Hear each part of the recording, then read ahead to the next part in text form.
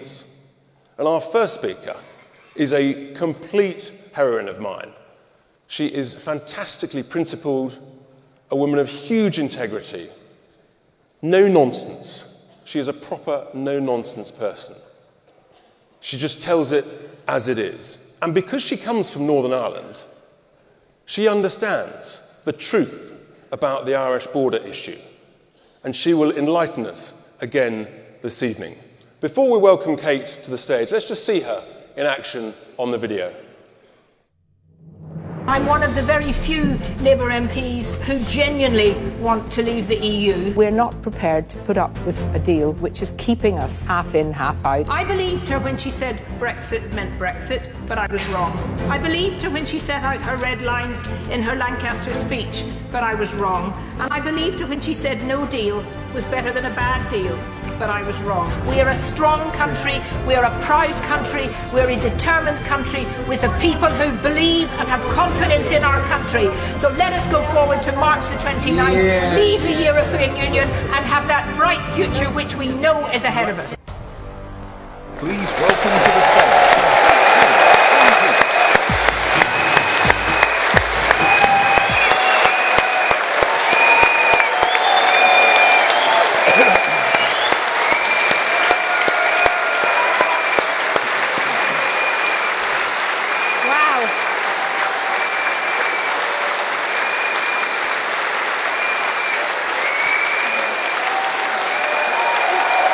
I love you.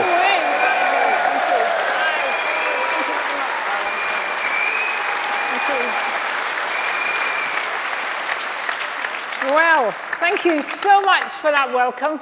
It is absolutely wonderful to see so many of you here out on such a cold night, queuing for ages, but finally getting in. And I'm so pleased to be here to join you. You know, it's always good to appear on a all-party platform, people from different political parties, because to me, and I think to everyone in this room, and all of the 17.4 million people who voted to leave, our country comes before our party.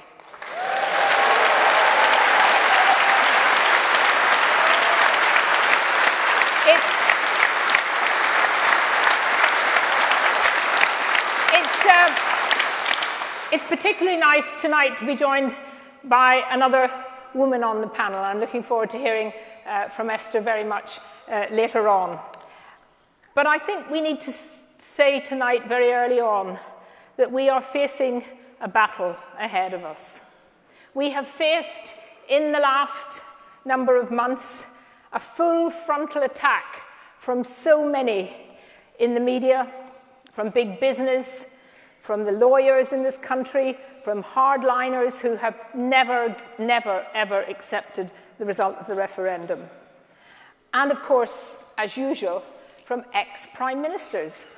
Now, there's something about being an ex-prime minister that somehow gets you onto the Today programme probably once a week. And every time we have a rally, there seems to be Tony Blair. Every time we have a rally, Tony Blair is on the Today programme. And he was on the Today programme this morning again as the lead supporter of a second referendum. And you know something I think about Tony Blair? If Tony Blair really wants to be taken seriously again for his views, other than on the Today programme, he could actually join the House of Lords. But of course, to join the House of Lords, he would have to declare all his financial interests.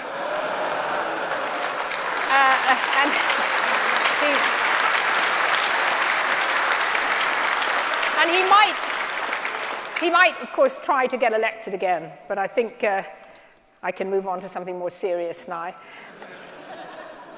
Just over the road, just a few hundred yards away, we have a parliament that is a Remain parliament, a parliament where the vast majority of MPs voted to remain. Now, not all of them are wanting to stop us leave. There are many genuine Remain MPs who have decided that they want to support the referendum result, support their manifesto, which is probably something new for some of them, and they have decided that they will support us leaving. But of course, the other in Parliament have spent their time since the 24th of June, since the day after the referendum 2016, plotting carefully, insidiously to try and get us to stay in. And they have been backed up by the lawyers in the House of Commons, the fully highly paid QCs in the House of Commons, and of course by a speaker who says he's only doing his job. But in my view, and in many others, his job to him seems to be to thwart Brexit. And we saw that last week in a really amazing ruling that he gave where he overruled his own clerk, his own legal expert. And I think one of the most worrying aspects of what the Speaker did is that the idea of a disinterested Speaker, they used to wear the headgear, but he stopped doing that, but the idea was that the Speaker was above factions, a very precious part of our political inheritance, admired round the world. And what is so worrying that that is gradually being whittled away by this Speaker. And it has been said, well, of course, this couldn't be happening. This country wouldn't allow that kind of thing. We're a fully fledged democracy. We're not a fragile democracy. But you know, it is happening right now. Look at what happened after the referendum. Those who'd led the losing side were showered with knighthoods, honours of all kinds. And the winning side, as Dan Hannan has I think very properly said today, were actually persecuted. Donors were suddenly told in late 2017 that their contributions counted as gifts, not political donations, as had always happened, and were therefore subject to inheritance tax. Because Leave had relied on predominantly individual donations, unlike the Remain campaign that was financed by Goldman Sachs and Morgan Stanley and other big corporations, oh yes. Shall we have another one for the CBI? And you know, maybe I'm getting, as I get older, getting a little bit more cynical, but it is impossible to avoid the suspicion that from the day after the referendum, part of this kind of picking on Leave supporters was to ensure or to hope that next time there was a need, or when there was need for money for the EU skeptic campaigns, that would be much more difficult to get it funded. And I think that's very worrying too. But despite everything, and what is so optimistic tonight, despite everything, despite the attacks, despite the incredible abuse that we've all had, we are bigger than ever, we're stronger than ever right across the country, and we need to be strong for what is going to be happening in the next few months. Because let us be quite clear tonight, absolutely clear, the great betrayal has begun. In fact, it's begun a few months ago, but it is now really moving apace. Slowly, those who have never wanted us to honour the referendum are sensing and waiting for people to show that they have weakness, and there are a lot of people with weakness in our government. And some of those people, not necessarily in government, but some of those people outside who are pushing the second referendum and pushing the Remain side continually, are actually quite nasty people. And I'd make no apology today for criticising someone who sent a tweet, which I thought was quite shocking. She writes for The Guardian. Her name is Polly Toynbee. And she tweeted today, what was, quotes, the will of people is now, quotes, the will of dead people. From Saturday, new young Remain voters on the register tipped the balance versus the old dead leavers. Time for a final say referendum. And if that's the kind of people that The Guardian wants to write for them, well, I'm glad I don't read The Guardian.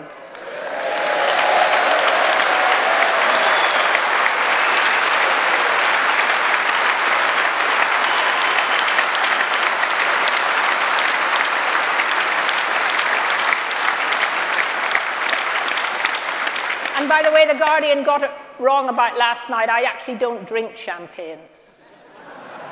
Those of you who have read The Guardian will know what I'm talking about.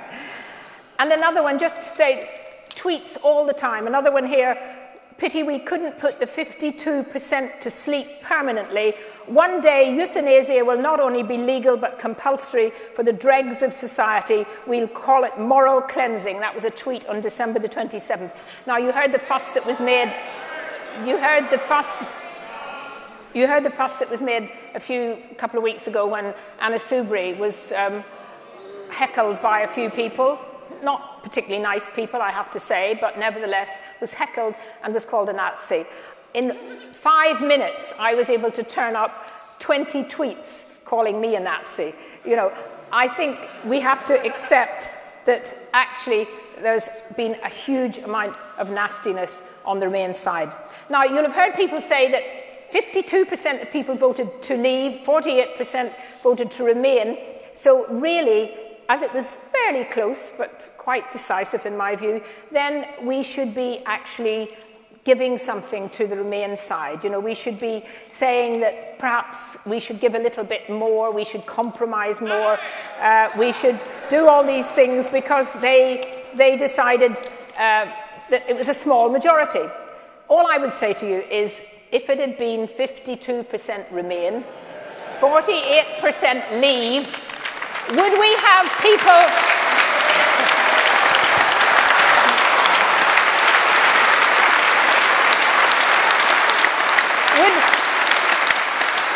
Would we have had people beavering around in the House of Commons, the lawyers, all of the clever people in there who think they're so clever, trying to find, well, look, actually, it was a pretty small result. You know, could we find a little bit of Norway to put into our Remain? Or maybe we could only let the European Court of Justice sort of tell us a few things that we had to do. Of course it wouldn't have happened. And that is what is the hypocrisy of some of the people who are organising for that. We voted to take back control. We voted to take back control from Brussels, but to give that control, in my view, to the people, not to Parliament. People then elect Parliament. But the idea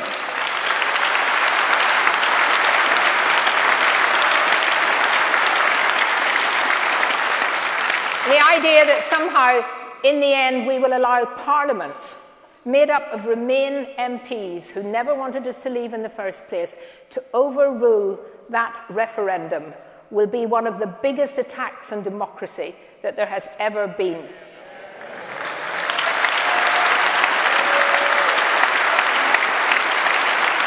Now, I'm conscious of the time, there's lots and lots of speakers. I just want to end by saying something about the backstop. I mean, the backstop is one of the most ridiculous suggestions and ideas that could possibly have been put in to try and solve a problem that wasn't there in the first place.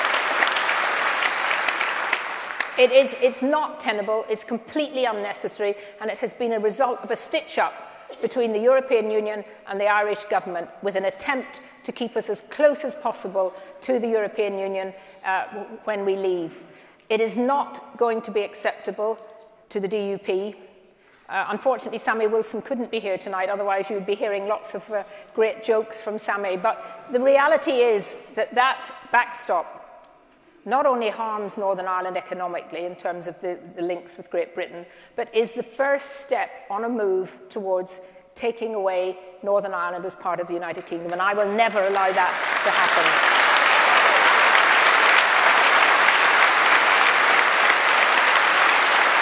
And finally,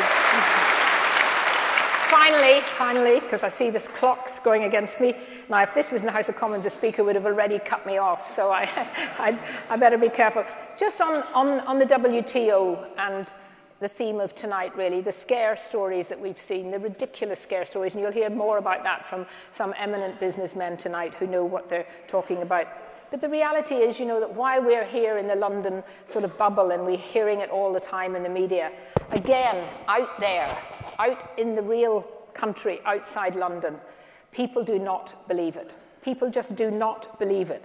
And I think that anyone giving up, to me, the idea that nobody talks to anybody until we've given up an option of a WTO is just ridiculous, absolutely ridiculous. And I'm not criticizing anybody in particular. But I would say that anyone who votes in the end to actually take that option off the table is playing into the hands of the European Union and is the first step in a really betraying the referendum result. So next,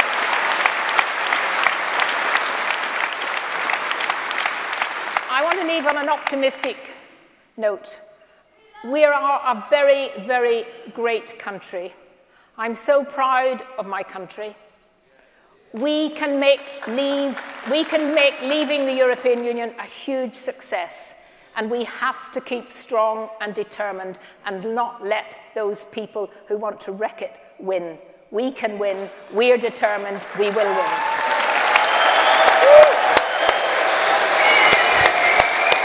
Brilliant. Kate, come here. Do you want some water?